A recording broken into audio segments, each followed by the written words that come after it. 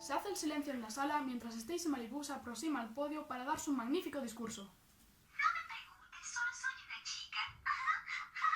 Vamos a maquillarnos para gustarle a los muchachos. Y ahora vamos a olvidar nuestros problemas con un gran platón de helado de vainilla.